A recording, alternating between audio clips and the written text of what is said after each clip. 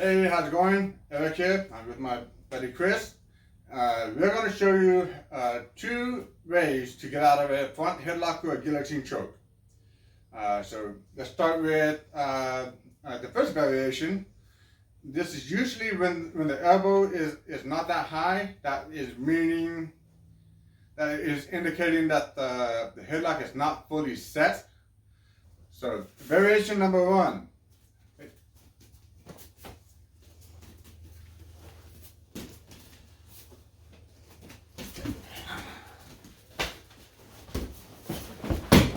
So, like I was saying, this variation of the headlock, the elbow is not that high. Usually if it's set a lot lower, this hole right here is a lot smaller, a lot tighter, and more dangerous, and a lot more difficult to get out of. So, I'm gonna break it down how this hole works. So, step number one. Always grab and protect your neck and throat. Step number two, turn your head towards his body. If you hold on to the choke like this, you want to have your head facing this way towards his body. Reason being, if you notice here, this elbow is now one solid unit. Very difficult to break out of. Now, if you look at the front, your chin is going to be right here. This is an exit point to pull your head out of. This is also the weakest link. This is where you're going to break the hold. So it will go like this. Step one, pull down. You're going to pull down using your lats and your back muscles. You're not pulling away. You'll be using more your arm muscles, your triceps, and it's not that strong compared to using just your lats or your back muscles. You're pulling down. So it will look like this. I'm going to pull it down. I'm going to grab his forearm. I'm going to grab his wrist or his thumb. His thumb is even better. And number two, I'm going to turn my chin towards his body. Step three, I'm going to keep hold of my right hand on his wrist. My left hand is going to come around to the front of his elbow. I'm going to push. And step four is when since I'm in this position, I'm going to use my whole weight, my whole body. I'm going to take a step back. And that's going to break the hold. And that would be put me in the outside position. It will look like this. Step one, pull down. Step two, turn my head. Step three, hand on the outside of the elbow. Step four, step back. Using my whole body while I'm holding on to his thumb or his wrist, will break that hold. And now I'm on the outside of the technique.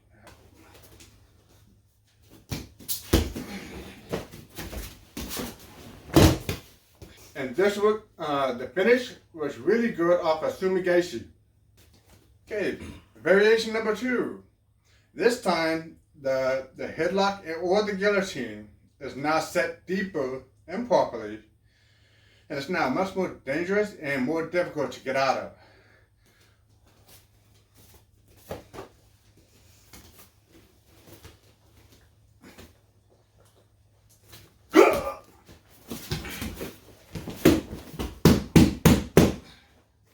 Okay, it's like I said, it is set a lot deeper. Now the elbow is a lot lower, and now this hand has a lot more leverage to come up, to be pulled up. That makes the front headlock a lot more dangerous, and also the guillotine. This hole where the head is in is now becoming a lot tighter and a lot stronger, because now they're using their back muscles to push down and to lift up.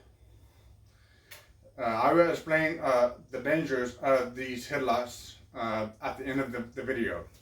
So we'll just go ahead and break this down. Again, step one, protect your neck and pull down. Again, using your back muscles. Now this time we're gonna go through our opponent, and I like to do that with a distraction, and that is usually with a groin shot. For safety reasons, you can slap the inside of your partner's knee. Otherwise, in a real life situation, you're punching upward into the groin. That's step two. Step three, I'm going to continue to hold on. Now I'm going to switch my grips. My left hand is going to replace my right hand. So now my right hand is free to punch and to punch through. So step three is now I'm going to take my right hand, I'm going to bring it all the way back, and now I'm going to punch through. That's a big step and a punch through. And that will get me onto the other side of the attacker.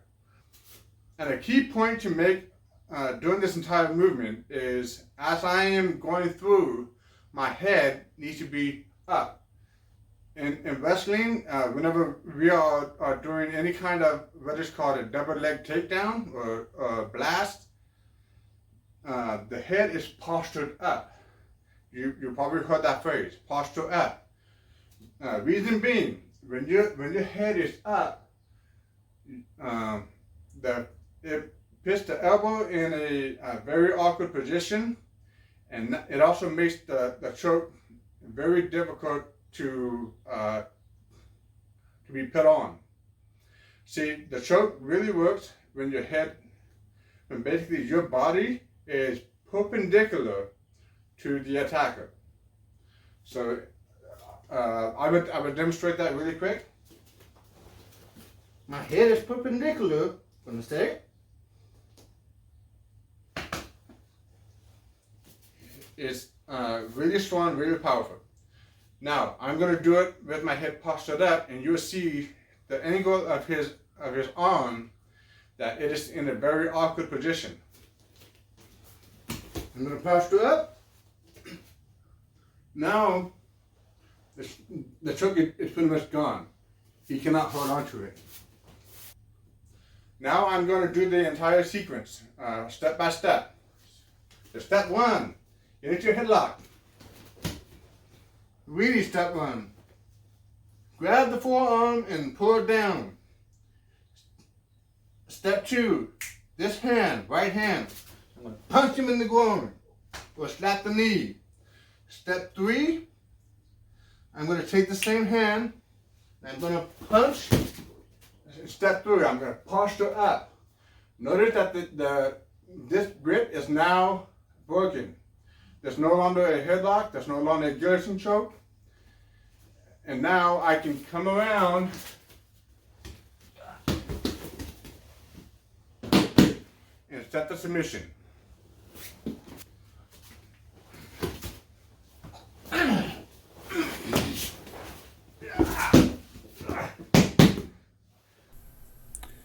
As I've said previously, when their body is perpendicular to the attacker's body, the front headlock and guillotine chokes are dangerous.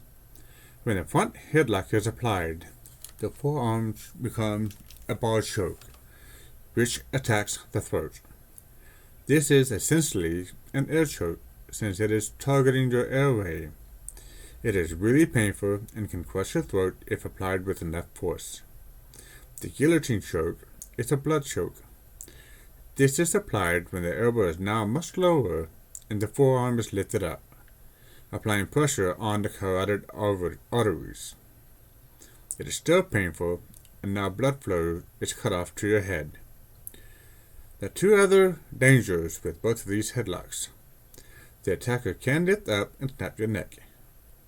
If the attacker falls backwards, it can also break your neck, along with smashing your head into the ground or the concrete. This is the reason why the first step is to always grab the forearm and apply pressure downward, It will buy you time. It can also prevent the attacker from lifting up and crushing your neck or even breaking your neck. You need seconds to get out of his hold. Otherwise, your life can be in danger. Those are two variations on how to get out of a front headlock or a guillotine choke. Thank you for watching.